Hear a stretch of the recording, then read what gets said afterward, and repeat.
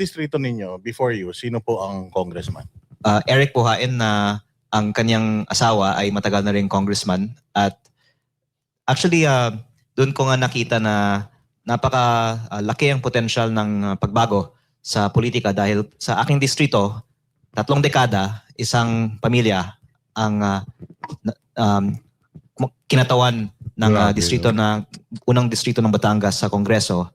At hindi alam ng tao for all this time na may ganitong katiwalian sa DPWH. Yung program kanina umaga, sabi ni Remulla, iniimbestigahan na ang anyay pagbenta at paglipat ni Leviste sa prangkisa na nakuha ng kumpanya nito sa sektor ng solar energy na hindi anya inaprubahan ng Kongreso. Walang consent ang Congress sa transfer ng franchise na yan. Critical yan. National franchise. National franchise yun. Renewable energy, critical to the national life. Pansinin nyo, si Ombudsman Martires, hindi ganito. Wala siya masyadong ere. Pansinin nyo ngayon, puro ere ang mama. Ano? Sa akin. Oo. So talagang Takot. VP Sara, mag-ingat ka po. No? Dahil sa tingin ko, ang sabi nila ngayon, bago ng usapan. Maski walang mangyari sa kanya, yayariin at yayariin, papatayin si VP Sara. Yan na po ngayon talaga ang plano. Yes. Magandang hapon muli sa ating mga kasama. Nandito na naman si Kuya Goods nagbabalik. At syempre, kung di ka pa nakasubscribe sa ating channel, pa-subscribe na lang po at hit mo na rin yung bell para update ka sa ating mga video. Nako po, mukhang kumakambyo na itong sinangingitim Ano yung dapat nyo malaman? Araw ng Sunday. Happy Sunday everyone. At balikan nyo ho yung video natin kanina umaga. Pakibalikan. Medyo maganda-ganda rin yun. At kung nahihirapan ka, sabi ko nga sa inyo na makita ang ating upload, madali lang po yan. Search nyo po lang si Kuya Goods sa YouTube at pakatandaan. Lagi po tayo may upload everyday. At boss, ano nangyari? Silipin natin na bigyan natin ng isang reaksyon, talakayan, at usap-usapan natin kung ano yung mga balita ngayon. Bibi Sara dinumog! Yan ang mga, talaga naman lagi naman dinudumog yan. Kahit saan magpunta si Bibi Sara, talagang nakasunod ang ating kababayan dahil sa galing naman mamuno. Especially na lang, kita nyo. Especially yung mga ginagawa niya ngayon. Pupunta siya sa mga ospital at pupunta siya sa mga kababayan nating abroad. Iniikot niya ang Pilipinas. Hindi kagaya nakaupo ngayon. Ngayon lang pumapil. Samantalang noon, walang pakialam. Diba? Continuation na lang hinihiling sa'yo. Yun yung mga pinangako mo nung ikaw tumatakbo. Itutuloy natin! Pag yayabanin natin ang bansa. Grabe, no? Pilipinas. Gagang Pilipi. Agoy. Sira ang Pilipino pag ganito. Masisira talaga. Meron pa nga usapin nakakatakot yung usapin na yun. Sino nagbigay ng pahayag niyan? Si Atty. Harry Roque. Ano yan, Kuya Goods? Mamaya abangan nyo. Nakakatakot to. Talagang ayaw na nila paupuin si BP Sara at gagawan nila ng paraan. Mamaya, tunghayan nyo. Talagang matatakot kayo sa statement na yon. Siguro, takot siya na maback to yun ni BP Sara. Pagdating ng pag-upo ni BP Sara, may plano. Yun ang sabi sa video. Abangan nyo Yung sabi sa video, isang abogado nagsabi na mag-ingat si BP Sara dahil, kung nababalitaan nyo at meron kayong idea nung nangyari, sa panahon ng kanyang father, Nino, alam mo naman yan, si Pangulo ng Pilipinas, yung panahon ng kanyang father, di ba may nababalitaan kayo, dito, doon, tege dito, tege doon. Tsaka yung mga general noon, pinatikom ang bibig, yung mga media noon, blackout media. Hindi nila magagawa yun kasi may social media. Pero kung walang social media, gano'n ang gagawin. Sorry sila, matalino ang Pilipino. Diba? Pumapalag sa social media. Kaso nga lang ang problema, kahit sa social media, magsalita ka, ng against sa kanya. Kaya nino, kay Pangulo, kakasuhan ka ng inciting to sedition. Di ba? Kagaya ng ginawa nila. Kanino? Kay Attorney Jamie Bondoc, di ba? Attorney Turyon, di ba?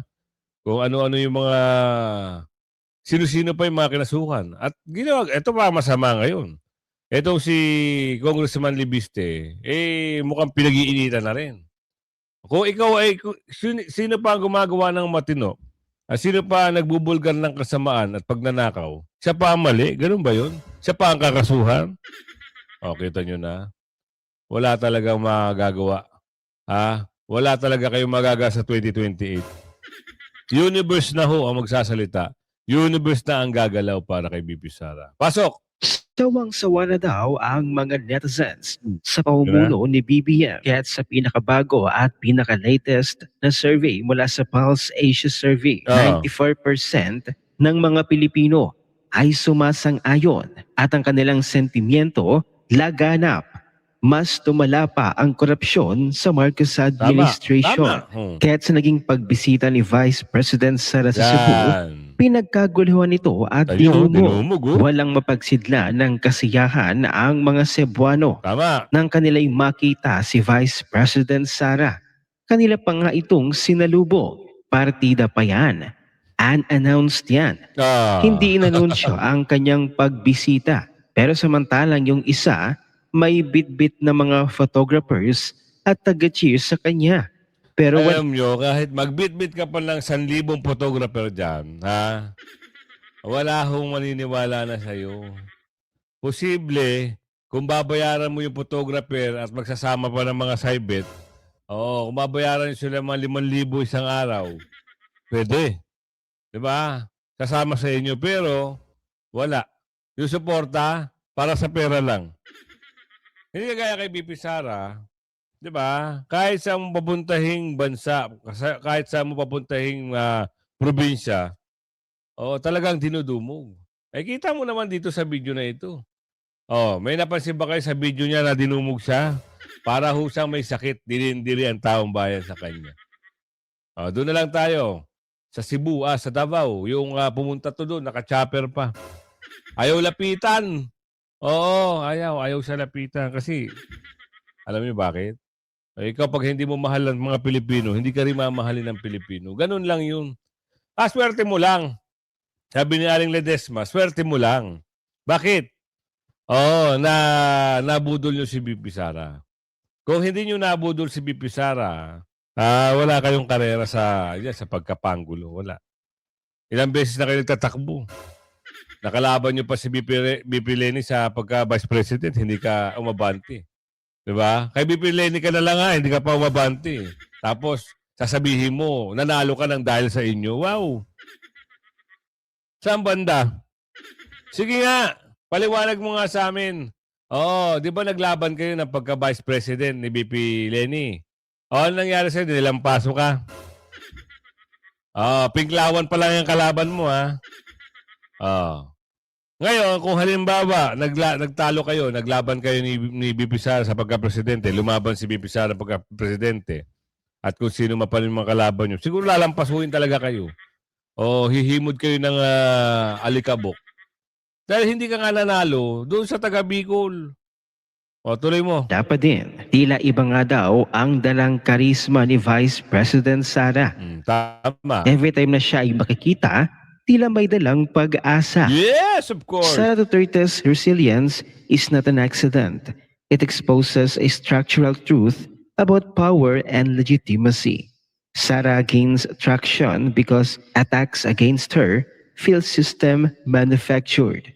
When the entire political, media, and oligarch apparatus moves in the same direction, people don't see accountability. Grabe, no? Talagang sobrang mahal.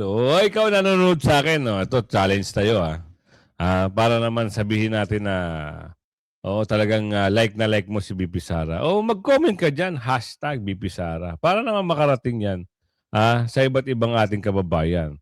Kung sisipagin ka, i-share mo na rin. Tulong na rin natin yan, ma-spread natin yung magandang ginagawa ni BP Sara. Challenge kita, hashtag BP Sara.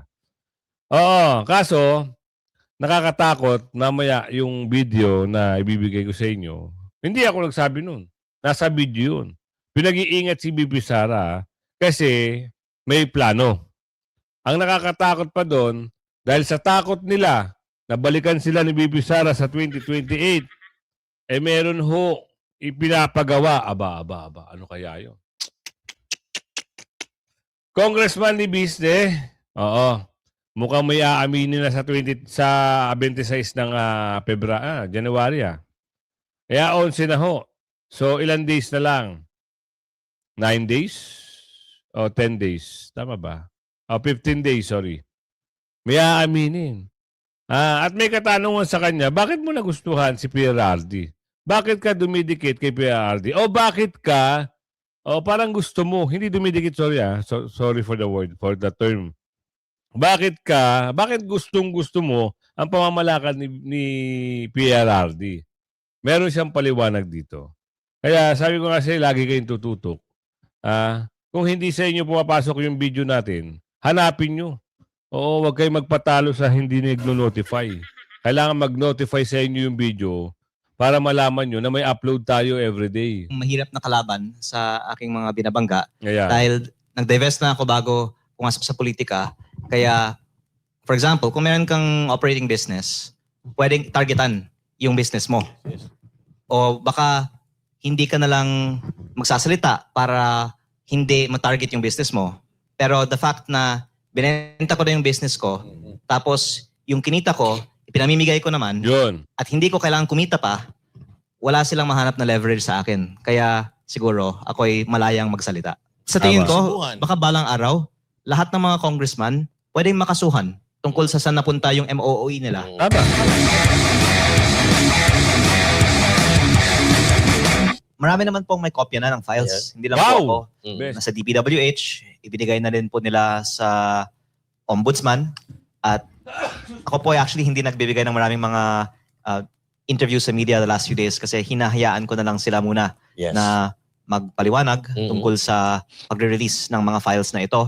At ang magandang developments, sinasabi naman nila na ino-authenticate nila ngayon. Kaya abangan natin kung sa mga susunod mga araw Yun, may the best. ilalabas na impormasyon ang ombudsman o DPWH. Pero may mga na-post naman na din po ako sa Facebook na pwede ko naman din pong talakayin mamaya. So abangan natin yan. Abangan natin yan sa paglaon ng ating programa ngayong gabi. Kabang-abang to.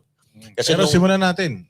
Congressman Leandro Leviste, is this your first time na maging congressman or nung 19th Congress? Ako po ay first term ngayon at 32 lang naman po ako. Mukhang ako mas bata pa eh. Kaya Oh. Actually, yung iba nga hindi makapaniwala na congressman na ako. Yes. so, doon sa distrito ninyo, before you, sino po ang congressman? Eric Puhain na ang kanyang asawa ay matagal na rin congressman. At actually, doon ko nga nakita na napaka-laki ang potential ng pagbago sa politika dahil sa aking distrito, 3 dekada, isang pamilya ang kinatawan ng Grabe, distrito na unang distrito ng Batangas sa Kongreso. At hindi alam ng tao for all this time na may ganitong katiwalian sa DPWH. Grabe, At no? ang lumalabas pala, lahat ng mga proyekto sa aking distrito Ay, ay close. lutong bidding at substandard. At dapat ngayong 2026, wala nang lutong bidding o korupsyon sa DPWH ng unang distrito ng Batangas. Kaya nice. kayang-kayang gawin naman po basta yung congressman ay hindi kukuha sa mga kontraktor. Yun. Isa ba sa motivation mo kung nung tumakbo ka ngayong nung nakaraang eleksyon is nung nakita mong katiwalian ng 19th Congress? I can say that my initial reason is I saw the underdevelopment of the mostly agricultural first district of Batangas. Malapit lang sa Maynila pero konti lang ang industriya at akala ko ang government infrastructure tulad ng DPWH ang makakatulong para sa pag-unlad ng aking distrito. Pero nalaman ko nung ako'y bagong halal na para makakuha pala ng budget para sa aking distrito, kailangan ang mga taga-DPWH ay pipili ng certain contractor. At lumalabas, wala palang bidding sa buong DPWH. Kaya bagong halal pa lang ako, nakapasok ako sa ganitong mga discussions which led me to learn more about how it works in DPWH. Pero hindi pa ako ganitong ka-exposed sa gravity of the corruption until I actually ended up in Congress and learned more about it. Kita nyo, ang ganda ng panukala niya, ang ganda ng mindset niya. Di ba? Gusto niyang maalis ang kurap sa distrito niya. Kung lahat ng congressman ganito ang iniisip, walang problema eh. Gaganda ang syudad, gaganda ang city, gaganda ang provinces, gaganda ang pamamalakad ng gobyerno. Kaso hinahaluan ng pagdanakaw eh. Yun ang problema eh. Di ba? Kung walang pera, walang pag-asa. Tama. Di ba? Kung nanakawin, talagang sobrang worse ang mangyayari. Kaya kailangan ng Batangas, ng First District, ng gantong leader. Kung ito tatakbong pagka-senador, at pwedeng maging vice president muna, sa murang edad na 32, pwede ba? Yun lang ang tanong. Baka may age bracket eh. Wala akong idea pagdating sa mga ganun eh. Sana, may bigyan ng pagkakataon yung gantong maging vice president. Pwede. Para sa akin, opinion ko lang yon. Ewan ko lang po sa inyo. Ngayon, iniisip mo kung ano yung iniisip niya, mapabuti ang kanyang distrito. Kung hahawakan, halimbawa lang naman, para sa akin lang to, sinishare ko lang sa inyo. Kung halimbawa ito magiging leader sa pagka-vice presidente, sa 2028, katandem ni BP Sara, why not? Diba? Kasi sinisiwalat niya lahat ng mga dorobo eh. Ang ganda. Ngayon ang problema, dahil sa pagbubuko at pagbubulgar niya, meron ngayon problema rito. Ano yung Kuya Goods? Mukhang eto na. Sinisilip na siya. Tama ba? Sinisilip na siya. Panoorin nyo. Wala ka ba kahihiyan? Anong klaseng Pilipino yan? Walang consent ang Congress sa transfer ng franchise na yan. Critical yan. National franchise. National franchise yun. Renewable energy, critical to the national life. Tapos ganun lang. Na-flip. Bebenta mo, flip mo lang. Na-flip. Nanay mo pa, senador? Kita nyo. Isipin nyo. Bulgaran din, ano ba? Ang lumalabas dyan, bangayan na ho yan. Pero, dapat, ikaw,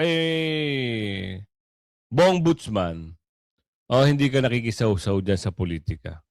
Di ba? Dapat walang ganyan. Kasi ang nangyayari ngayon, para merong partisan eh. Opinion at reaction lang yun, ha? Huwag kayong magagalit. Kayo ho ay nasa gobyerno. Ito yung sinasabi ko sa inyo na pag meron kang kinikilingan, wala mangyayari talaga. Doon ka lang sa side ng amo mo. At lahat ng kalaban ng side ng amo mo, lahat ng kalaban ng amo mo, siguro kaaway mo na rin. Di ba? Ayaw mo rin sa kanila.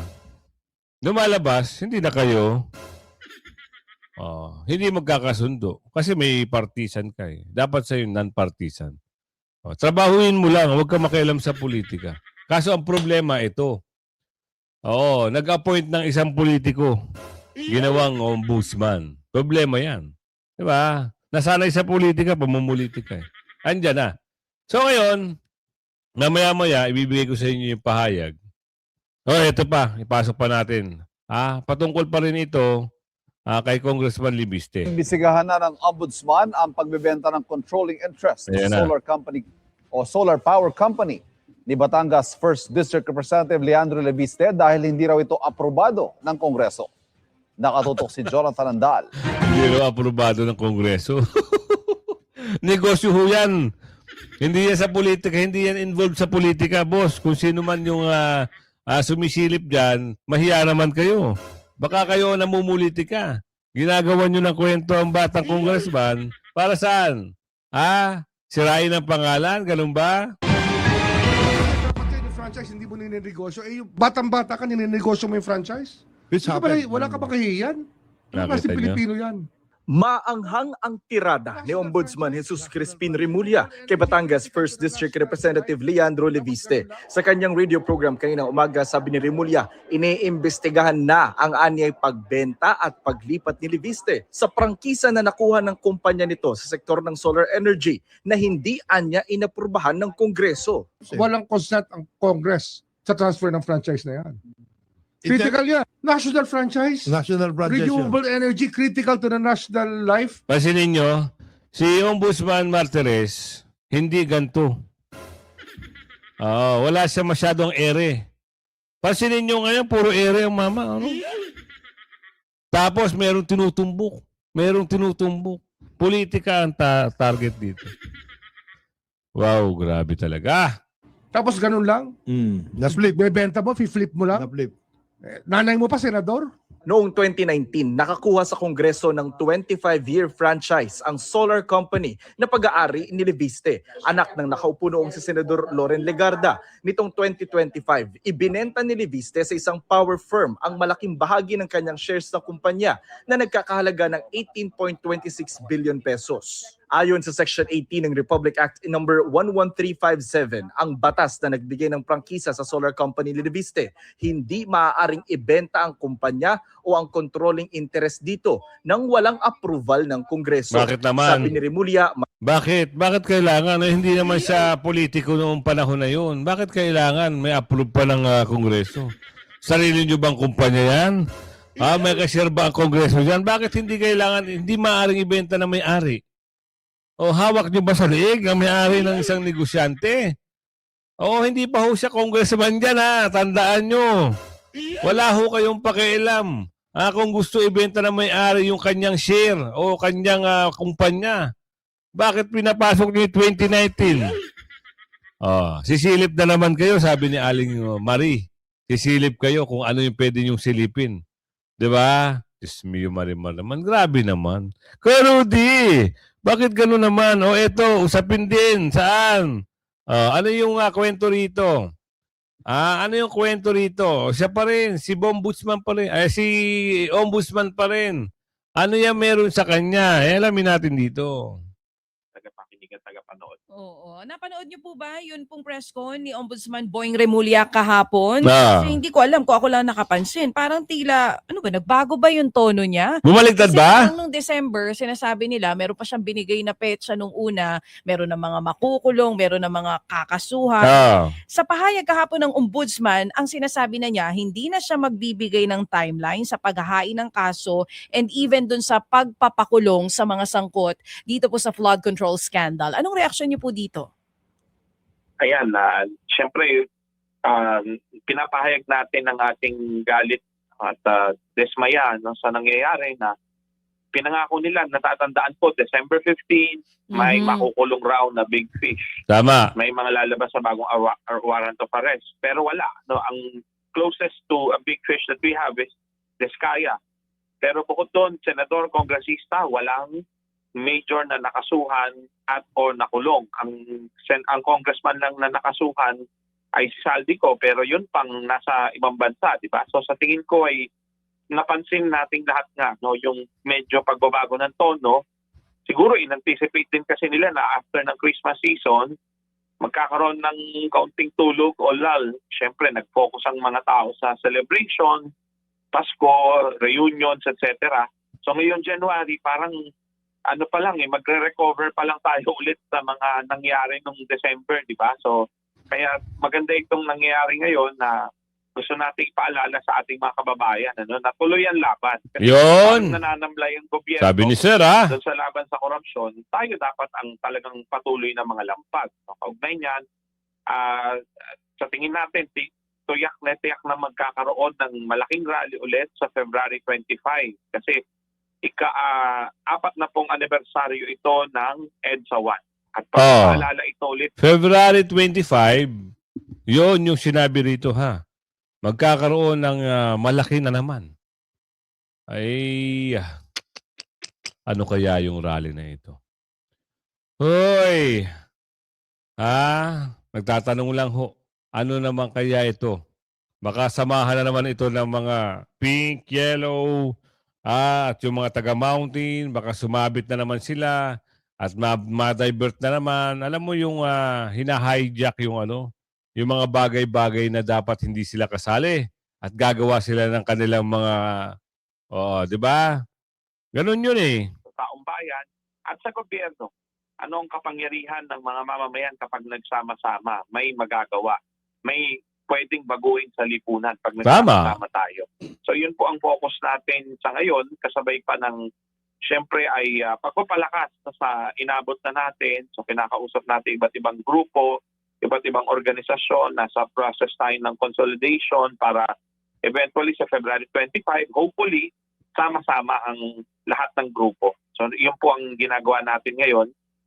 At yung ilan sa ating mga kasama sa Kilusang Bayan kontra Coracoc, I think ay naghahanda na rin para sa posibleng filing ng impeachment case kay VP Sara Duterte. Kasi nung nakaraang taon, na-unsyami yun, definitely this year, sigurado matutuloy ulit yan. At pinag-aaralan din ang posibilidad na kung may sapat na ebidensyang matitipon ng posibleng koneksyon ng palasyo sa flood control scam, pwede rin na magkaroon ng impeachment case laban sa ating president. Nako, sino kaya? So, dalawang bagay na po ito. Sure Ball, Feb 25, there's going to be a big rally happening in time for the, dito nga po sa pagdiriwang ng EDSA. Pero hindi pa sigurado, nakikipag-usap pa po kayo sa iba't ibang grupo kung isang venue na lamang po ito. And then yung sinasabi nyo rin kanina, posible na yung talagang filing ng impeachment case against VP Sara, pero nangangalap na rin po kayo ngayon ng mga ebidensya dito sa flood control scandal. Kung makikita talagang may kaugnayan sa Pangulong Marcos Jr., maghahain din po kayo kasama ang iba pang grupo ng impeachment dito po kay President Marcos Jr. Tama po ba yon? Open po tayo sa ganoong posibilidad kasi nakita natin maraming undersecretary at cabinet secretary mismo ay tila isinangkot ng mga resource persons, mga sinasabing may kinalaman din dito sa flood control, mga malalapit sa presidente sa palasyo at tumanggap rin si President Marcos ng campaign donations sa contractors.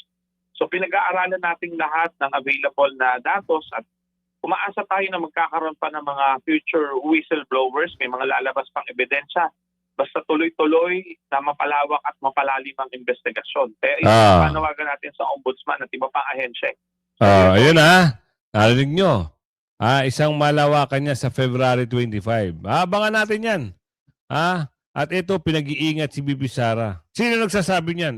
May balak daw kay VP Sara. Ang Marcos Jr., ang sabi niya, kapag may mangyari sa akin, yariin nyo yan dahil hindi yan po pwedeng sumunod sa akin. So talagang VP Sara, mag-ingat ka po. No? Dahil sa tingin ko, ang sabi nila ngayon, bago ng usapan. Maski walang mangyari sa kanya, yayariin at yayariin, papatayin si VP Sara.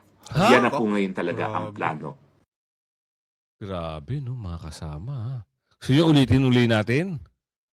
Para maliwanag yung sinabi ni Atty. Harry Roque? Nagdili na ang Marcos Jr., ang sabi niya, kapag may mangyari sa akin, yariin nyo yan dahil hindi yan po pwedeng sumunod sa akin.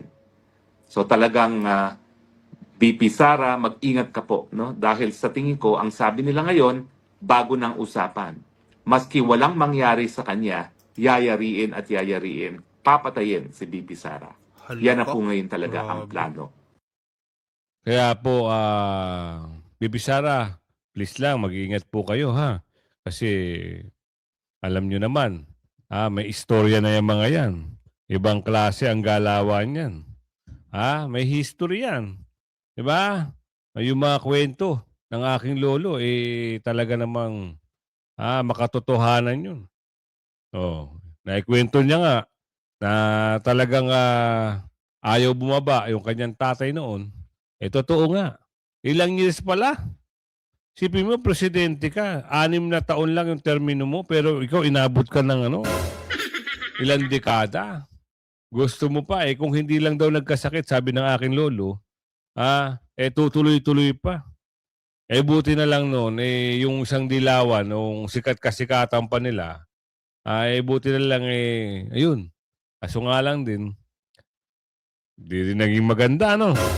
Sabi ng aking lolo, namuno rin kaso hindi rin naging maganda. Ang nakita ko lang na magandang namuno, na naging Pangulo ng Pilipinas, si Tatay Digong lang talaga. Wala na talagang iba. Kasi sa kanya na Sipin nyo, tumahimik ang bansang Pilipinas nung nanungkulan siya. Madalang ka makabalita ng mga snatcher, holdupper, kung ano-ano pa. Madalang ka makabalita ng mga nasa kalye, naglilibot hating gabi, naghahanap na mabibiktima. Kasi ang mga kapulisan noon gising sa gabi, trumuronda. Eh ngayon, talaga naman, pansin mo ha, pansin mo. Oh, pulis ngayon, wala nang respeto. Hindi naman nila lahat. Hindi nila lahat. Meron pa rin. Nakala mo porkit nagka-uniforme ng ganun at may tsapa na, sila na ang batas. Pero hindi nila lahat. Marami pa rin matitinong pulis. Yun nga lang, nadadamay ang pangalan dahil din sa mga pulis turobo na akala mo kung sino. Pero sa pamunuan ng pulisya, goods yan. Lalong-lalo na yung panahon ni Tatay Digong. Doon naman sa mga durobong lesbo, huwag nyo na idamay yung iba na matitino. Diba? Pansinin nyo. Noong panahon ni Tatay Digong, yung mga lesbo niyan, gabi umiikot yan. Tapos, active sila. Oo. Kasi meron talagang bumibisita sa presinto. Hating gabi sila General, sino ba? Guillermo ba yun? Sila General Danao. Yan, bumibisita yan sa ano. Diba? Ganun. Panahon ni Tatay Digong. Active ang mga kapulisan. Oh. Ngayon kasi, hindi naman natin na, meron talagang mga bulok. Oo. Kailangan yan talaga yung... Ay, hindi. Naalala ko pa rin yung mga bulok noon, no? Pinatapo ni Tatay Digong doon sa Mindanao. Diba? Nag-declare si Tatay Digong noon. Medyo, ang Marawi noon, medyo hindi maganda yung sitwasyon, O, pina-formation sila. Nakita natin sa palabas, sa TV. Ikaw. Doon ka. Ngayon yung mga nabalitaan, Sana maganoon pa rin, no? Kaso wala, iba yung namumuno, Kaya kung mabuti sa video natin ito. Hanggang sa muli, pakilagay share. Bye-bye!